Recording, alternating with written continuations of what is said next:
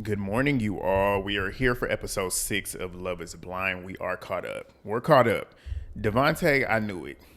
I knew it. He one of them. He one of them that thinks that he's not one of them, but he is one of them, and we about to get into him. But if you're new here, hit subscribe, do that real quick. Thumbs up the video, do that real quick. It helps me out. It's free of charge. It helps push the video out, bring more people to us, and we want to have more conversations because I want to hear what y'all think. Get in the comments, let me know as well. Hype the video. If you still have some left over, I would appreciate it if you give me one of them.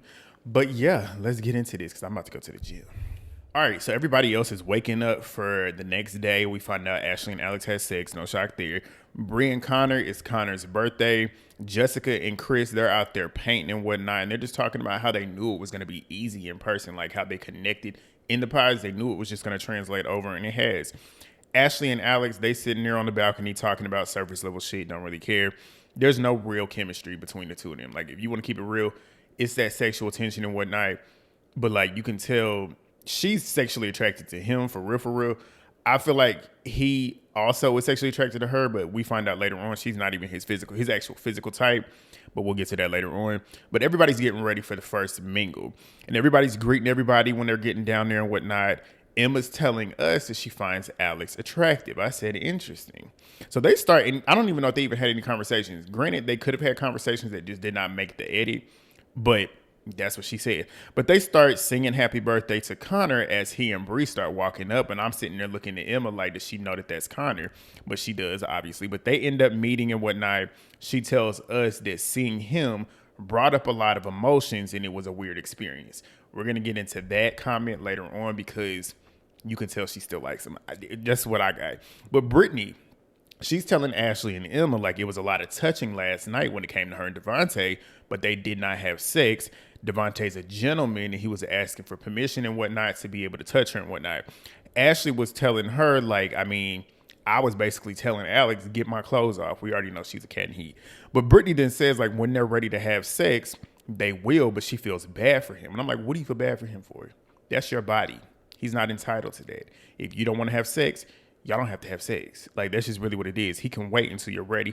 But then again, we realize we're going to get to it. Bree and Connor, he ends up asking if she's met Chris yet. And she was like, yes, I've met everybody. So he's sitting there stating like Chris is a cutie. Chris is a cutie, sitting there kind of like joking with her. And I'm like, sir, what are you doing? Do you want her to leave you?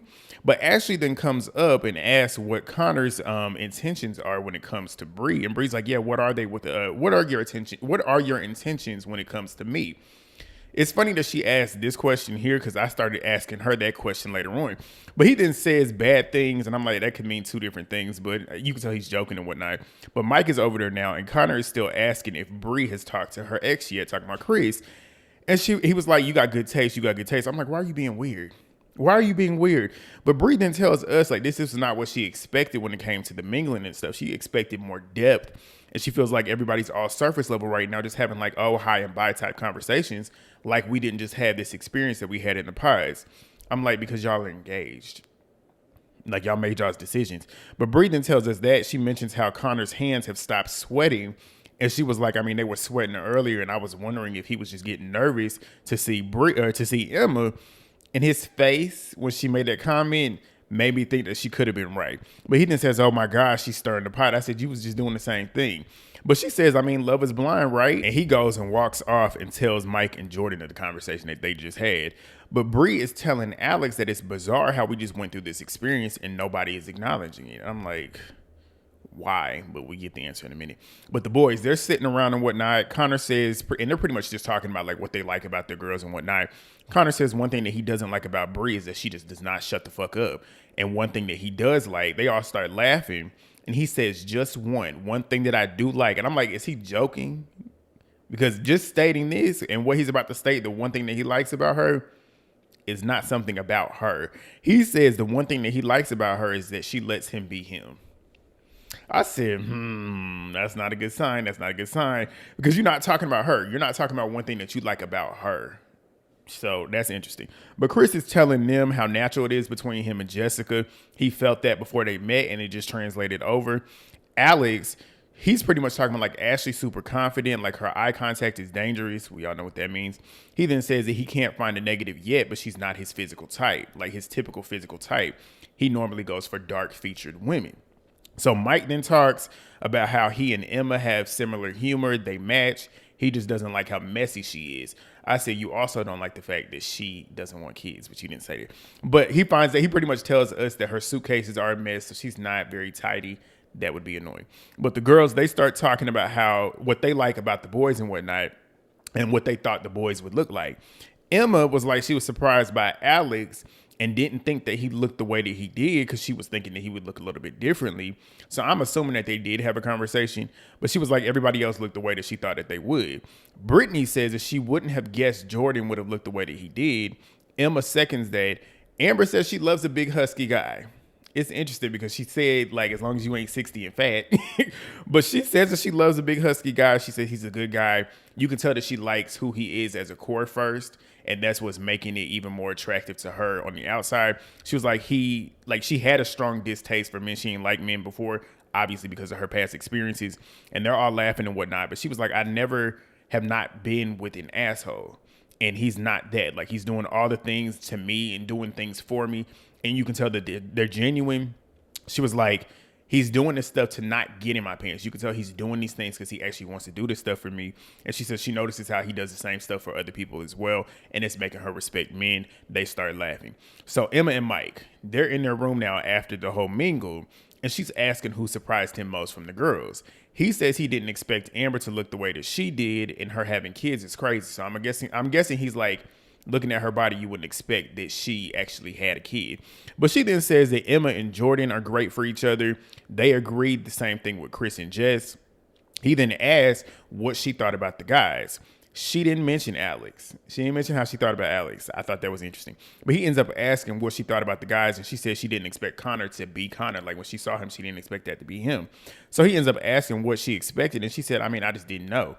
He says, I think you picked well. Basically telling her, like, you don't need to worry about him. She don't need to worry about you either, but she then tells him that she thinks that he's the hottest one there. I said, I don't know about that. I think you might think Alex is, but okay. But she ends up asking what the guys talked about. And he was like, I told them that you weren't as organized. And he was like, the toothpaste, your bags, not making up your bed. And that's I ain't gonna say it. I was gonna say that's who you think should be having a kid. You gonna have to be a little bit more tidy when you having a kid. But she was like, we're learning about each other. And I said, okay. But Brittany and Devonta, they're having a conversation. They felt like the night was good. Everybody was happy for everybody, especially Amber. It was nice seeing Jordan make her believe in what good men can be. And they start kissing before they roll over to go to bed. So we move to Bree and Connor, and she's asking what he thought about the girls. And he was like, nobody's as cute as you. Like, he's telling her, like, I'm all still in on you. He ends up asking what her thoughts were on the guys. And she was like, it's just wild putting it together in person. But I feel like out of respect for the connections in the pods, she thought that they would have more genuine conversations, and it bothered her because she told some of them things that she hasn't told anybody else. I said, so you told other men in them pods things that you didn't tell the one that you accepted a proposal from. Connor, you could tell he clocked it too. You could tell he was stunted by that. So she ends up asking if he's not feeling the same way that she is. And he was like, it's clear we had a different experience. She said, okay, then tell me about it. He says, I told you more than I told anybody else. So obviously I don't care about the other connections. Exactly. So she was like, it wasn't meant to be dramatic. I just thought that people would show up differently in person considering how they did in the pods. I said they were single in the pods. In person, they're all engaged. Why would they still show up the same way that they did in the pods when they are engaged? That proves what I was thinking whenever she went in there to shut it off with Chris, and Chris was like, I was coming in here to tell you the same thing. Chris, the way he's moving now, it's clear that he actually meant what he was doing. I don't know. But she then says it. And then the thing is, too, I feel like she might want her cake and eat it, too. But then again, the things that she says later on makes me think that she actually probably preferred Chris. But she then says, like, we came into the pods vulnerable, and he was like, were you hoping that Chris pulled you aside to have a conversation? Her reaction was screaming yes. But she says, that's a good question. I don't know. I said, no, you know the answer. You know the answer. You just don't want to say it. But she then says that she doesn't know how to answer the question because she thought that they would show up differently. And he says, I mean, I just didn't have a conversation with Emma. Like, I didn't talk to her. And she was like, so you just pretended that it didn't happen. I said, they ended their connection. So what more do they need to talk about? Like, what more is there to talk about? But he then says that Emma, if she would have pulled him to talk, he would have talked. But he wasn't going to go pull her because what more do we need to talk about? And she was like, I mean, that's what I'm saying. Like, tonight was surface level. Maybe the second time we see each other, conversations will be more real. I'm like, okay, you're telling him without telling him that you want Chris to pull you for a conversation because you have unfinished business, even though you should already have that closed up. But she then says that she was assuming that he showed up vulnerable when it came to Emma and vice versa. Why aren't we acknowledging that? I'm getting emotional thinking about it because the experience that we had in the pods. She says that she hopes that there's a part 2 to talk to Chris because she needs that part 2. I said, for what? For what? And you can tell Connor is clearly bothered. Clearly bothered. He's not addressing it, but like you can see on his face that he's bothered by what she's stating. But we move to the next day. Brittany, she's telling us that she feels lonely in the morning. She feels lonely in the morning. I said, this is too early for this, but we all know why. She says because she has to get up looking for where he is. He's not in the bed when she wakes up in the morning. She then says every time they kiss, she's the one initiating it. That's big red flag. Big red flag. Because if the man is not initiating physical contact with you, he don't want you. But she then says that he seems disengaged. And I said because he doesn't like women of color. Like it was clear in the last episode that I recapped. It became way more clear now. Like it's clear. But Mike and Emma, they're on a date. Their date looked like the most fun out of all of them. We get montages of everybody's dates. They're like on this bike, and it's kind of like they're zip lining, but on the bike. And they had a beautiful view. They were doing it over the beach. Beautiful.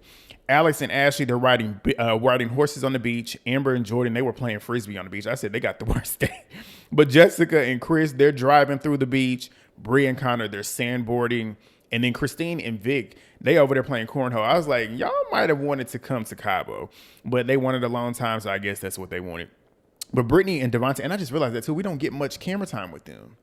Because they're over there, we don't really get to see a lot of camera time with them. And they didn't get much in the pods either, so we'll see. Maybe it's because they are too good, but we'll see. But Brittany and Devonta, they're jet skiing. I love jet skiing, but they're now back on the beach. And he ends up asking, like, what's on her mind?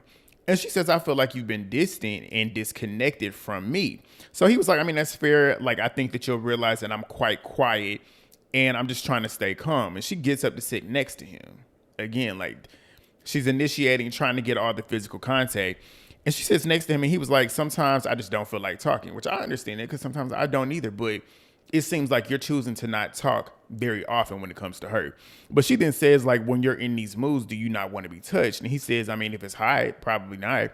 But she then says, I mean, but you also know, too, that my love language is physical touch. And if you're not touching me, it makes me feel like you might hate me. It's because he don't want you because he's not attracted to women of color. She's a woman of color. And it's funny because he's also a person of color. But Ashley and Alex, they're on the boat now and they're talking about like her lease ending in June and then testing out moving to Florida or Arizona. And I'm like, why are you on Love is Blind Ohio? Why are y'all not living in Ohio? She's living in Ohio. It seems like he's not.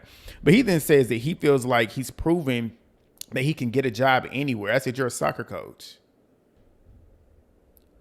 Duh. But she ends up asking what would make him nervous about living with her. And he's like, nothing. Like, I'm comfortable. I'm confident in who I am and what I chose. I'm like, it seems like he's overcompensating. To me, it's starting to feel like he's trying to prove that to himself without stating that he's proving that to himself. It's just like the more he says it, it's like he's trying to make us feel like he is convinced that that's how he feels. But he says he doesn't have any nerves. And she's like, is it the nerves? Is it the nerves of not having nerves that's making you nervous? And he was like, yeah, I mean, I'm just waiting on the shoe to drop. And he says everything that I've been through in life makes me not nervous because I know how to pivot and handle situations. I'm like, okay, please. But she says she loves hearing that confidence because she hasn't really had that previously in previous relationships. Like I said, I feel like he's overcompensating. But Emma and Mike, they're by the pool. She's pretty much telling him like she's not nervous around him. And she asks how he feels about being a husband and being husband and wife. And he's like, he feels amazing about it. And she tells him like, it's always been him. I said, that's a lie. that's a lie because Connor was your number one. But Jessica and Chris, they're having dinner. She ends up asking like how his parents would feel if he doesn't end up having kids and if they will be disappointed. He's like, no. And she was like, I mean, I just didn't want them to be like, oh, he met some old chick and didn't want to have kids. And they start laughing about it. And he was like, I mean, it's just the fact that it's the fact that you think that that's old is wild to me because you are. And then she's like, hold on, watch them words. But he was like, you're older than me. But he was like, I mean, my mom knows me well. And if I'm not having kids, she's going to be like, okay, well, he's not having kids. And like, I wouldn't expect that. But he was like, why would I even want to have kids? I don't care. I said, okay, I guess. But he was like, his mom knows that he needs somebody that would connect with him emotionally. And that's what he has with Jessica. Jessica tells us like they both had concerns about their age difference. But once they got to each other in person, for real, it's not relevant. And now they're back in their room and they're just talking about her lack of will for wanting to work out. And he's like, maybe you will eventually. But the next day, everybody's together at the pool now. This is the second gathering. Bree is telling us about how Chris was too expansive with challenging her in the pods, and it's bizarre to not address that. I said, why? Y'all made y'all's choices. Why do you care? But we see them having a conversation, and she's talking about how she thought that Chris and Connor would look the same. And he was like, I had an idea of what you would look like when I saw you. And I was like, oh, that's Bree. That's Bree. And she was like, really? Like, is that a good or a bad thing? He's like, it's not good or bad. It's just how you paint a picture of what you think somebody looks like in person, and then you see what they actually look like. But she then says, like, you were surprised about that because she talks about, too, how her voice matches. And he was like, I mean, your voice had me thinking that you smoked 3 packs a day, which is true. Or you just didn't stop talking. And she was like, I just got bad vocal cords. But she then says that she was excited to see him and told Connor like how she couldn't wait to meet the people that she spent time with. And what was cool was how she could see her and Chris hanging out and doing certain things and whatnot, and how they probably would still do it. And I'm like, why would y'all still do it? But she then says that she was thinking that Chris would still take her and do all of these things. I said, you're getting weird. Because why? But she then says, I mean, sorry, Jess and Connor. I mean, I appreciate your vigor for life, but I mean, I think it's attractive. Talking about Chris. I said, ma'am, if you don't want Connor, just say that. But it's clear Chris don't want her. Chris seems very happy with Jessica. It's weird that she's doing this. But they're talking about date ideas and stuff. And she's like, she asked Connor if he likes the ice plunge. And he was like, no. And she said that she was like, Chris does. I said, what is wrong with you? But Kristen says that he felt like Connor and Bree had vibed. Like, I felt like y'all vibed like that. He's basically telling her, like, I see something good with y'all. Like, what are you doing? But she then says it's just interesting to see how other people think about what everybody else looks like in a couple because we've been in this bubble. She was like, she looks at Chris and Jessica and thought, okay, yeah, that would work. So why are you doing what you're doing? But she ends up asking what he thought looking at her and Connor. I'm like, why does that matter? Why does that matter? But he then says, yeah, I mean, you don't think that it works? Like, I felt like y'all look good. And you could tell he's low-key trying to figure out, like, why is she acting like this? But she then says it came down to him and Connor in the pies, and he tells her, like, you and Connor are great together. Like, I'm cool off you. Like, y'all are good together. But Connor is telling us, because I'm pretty sure he's watching, he was like, my insecurities have started to come out today. I've been so sure of myself, but I'm trying not to let it get the best of me at this point. But we see Emma and Connor having a conversation. You can tell she likes him still. Honestly, that's how I got it. But they start talking about how they are good with their partners and whatnot. They're talking about, like, not being neat freaks and their partners are neat freaks. And they're like, essentially, we'll deal with that. He was like, I mean, I'll get better. I'll deal with it when we're in the real world. And he was like, I know Bree will go bonkers about it. She's like, I'm pretty sure Mike would too. But he tells her, like, if you ever need advice about Mike, just let me know. You can tell she still likes him. But Jess, Brittany, and Emma, they're at the pool with Chris, Jordan, Mike, Devonta, and Alex. And they're playing Never Have I Ever. Devonta gets to the point where we find out that he's never had a hickey. The boys joke and are like, oh, Brittany can give him a hickey. And she's like, yeah, I told him I could give him one. He says, I don't want one. I said, you don't want one from the woman of color. That's what that is. But Brittany gets up, and you can tell she's getting aggravated. And she tells us she's not confident that their emotional connection can translate to the physicality because it hasn't so far. And she's told him they can have sex. I said, ma'am, do not compromise your abstinence because this man doesn't seem like he wants to get physical with you because you don't want to have sex. I said he doesn't want to get physical with you and doesn't want to do that stuff because he doesn't like women of color. You're a woman of color. He doesn't like that. As he stated, he has never dated a woman of color as a person of color himself. he don't want you. He don't want you. And the reason why he hasn't, I think he's in his 30s. If you go that long and have not dated a woman of color as a person of color, it's because you choose not to do that because you don't like that. That's what it is. But Brittany then tells Jessica that she feels lonely. And Jessica's like, he loves you. I say, you don't know that though. Because when they're alone, she sees the real him. You don't see it. You see what you see in person, but you don't see what's really going on. But Brittany says, that's what everybody else tells me. I just wish that he would show it, which proves that she's not seeing that behind closed doors. But she then says, day one, we were making out and stuff. He was being respectful and was pretty much asking if I could touch on her and stuff. And she was like, yeah, you can touch my body. But she then says everybody else is having sex. And I told him that we can do it too. I said, don't do that because everybody else is having sex. Just because they're having sex doesn't mean that you have to. But if you feel like you need that to connect with him and he's not giving you that, or he's not trying to initiate that with you, you need to pay attention to that. Pay attention to that. Because if you're being open and even though he knows that you're abstinent, if you're being open and telling him that you want to have sex and he's not wanting to do that, take that as a sign. Take that as a sign. But he's telling Mike that Brittany needs the reassurance and he's like, nothing's wrong. Like, I don't want you to feel like nothing's wrong, but if I just don't want to talk right now, I just don't want to talk right now. I said, just tell her you don't like women of color. It's just that simple. But Brittany then tells Jessica, like, if I'm going to commit to him, if we need to have sex, let's do it. Are you not making out with me because you just don't want to get aroused? These pecks, like he's pecking her and stuff and not really going there when they kissing, she ain't about to keep dealing with that. I said, because he doesn't want you. He doesn't want you. That's why. But she then says that he gave her a kiss goodnight, but she's tired of initiating all of the physical contact as well as like the conversations and stuff. And like I said, once it gets to a point where a woman is doing all the initiating, that is a sign. But she says that he doesn't say that he loves her until she initiates it. I said, if you don't wake up, she knows what she's saying. She's trying to not see what she's seeing. But Jessica pretty much tells her to go tell him because I guarantee he doesn't realize what he's doing. I said he just doesn't feel it for her. But Alex is basically telling us that he's attracted to Brittany. Brittany, in my opinion, is definitely the most attractive woman that's there. But it's clear that he's attracted to her because she has the dark features that he claims that he likes. So he says like somebody that he would have dated in real life would have been Brittany because of the dark features. So they sit down and have a conversation and he's pretty much telling her like he's excited to see where he and Ashley are and see how they are at this moment. But he will admit that she's a different type of person that he's physically attracted to. So Brittany tells him the same thing is with her and Devonta. Like he's not the normal type that she would go for. He tells her that he's still trying to figure out if the physical matches the emotional when it comes to him and Alex or Ashley. And I'm like, I've never really seen any emotional connection from the two of them. All I've seen is physical. But Brittany ends up asking if he's expressed that to Ashley. And he says briefly, which I don't believe that, but he said it feels like it needs to be reset and spoken more about, though, even though it's a tough conversation. He says he's comfortable stating it if it's not that. Like, if it's not what it's supposed to be, I'm comfortable telling her that, but it's not what that is at that moment in time. He hopes that Brittany is comfortable doing the same thing when it comes to Devonta. Brittany says that she struggles with it. And it's clear that she struggles with it. She kind of like tries to ease her way into it, but she's like, you can tell she sees what she's seeing and she's trying to hope that she's not seeing what she's seeing.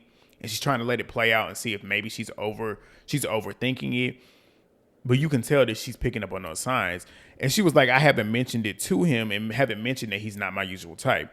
Alex asked what her usual type is. And she's like tall and athletic, which that's him. And she was like, I was looking at him and I was like, oh my gosh. And the way she said it made me laugh. She's funny unintentionally. But Alex ends up saying like, at this point, you would end up settling. And then he's like, let me rephrase it because I do love Devonta. It's not personal. It's just a prevalent part of this process to be physically attracted as well as emotionally, which is true. But he then says that he feels like Devonta and Ashley would understand if it comes to that point. And Brittany's like, I mean, I love him, but love isn't fully blind at all times. And this is kind of like where the real test is, like if the emotions actually meet the physical or if they trump the physical. But she tells us that her and Alex's conversation was interesting because he's super ruthless and she's worried about Ashley. I said, yeah. Me too. But we see Ashley and Alex having a conversation back in their room, and she ends up asking if he's had any interesting conversations with the girls. Was there any flirting and whatnot? And he says like he kept the conversations with the guys for the most part, and he doesn't think any of the conversations that he had with the girls were flirty. So he starts running through all of the girls' conversations, and he waited to get to Brittany. But he says that it sounds like Devonta and Brittany might have things to work on, but that's not his business. But he doesn't feel like it was flirty.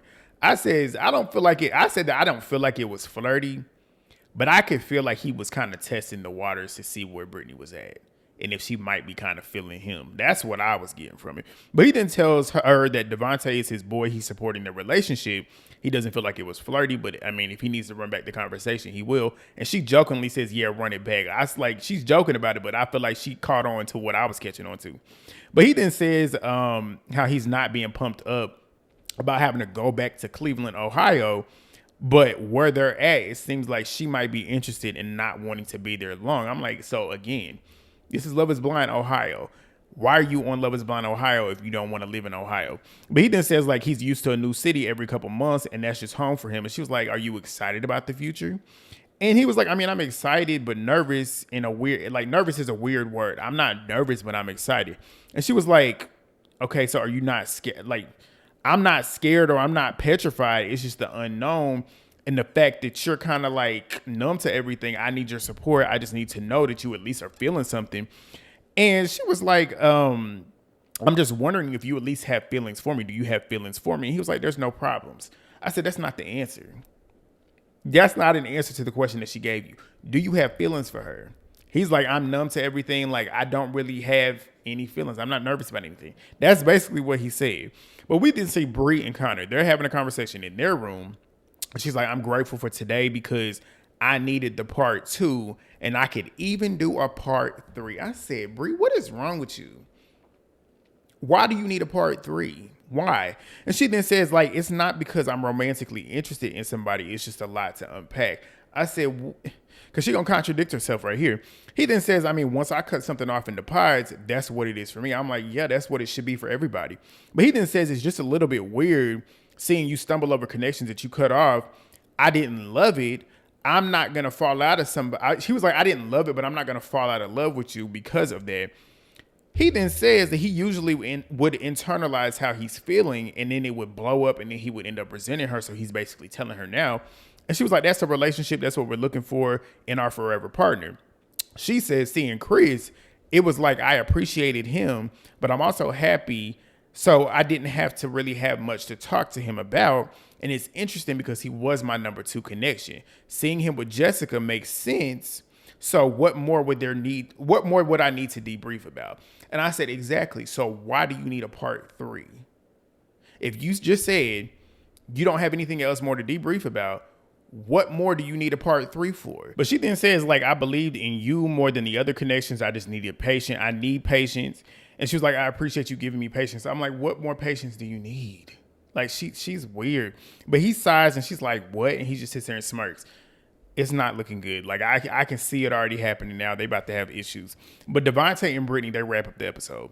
He ends up asking how the party was for her. And she was like, I mean, I feel like we haven't been connecting. Like, you walk by and you don't even acknowledge or at least interact with me or touch me or give me a kiss.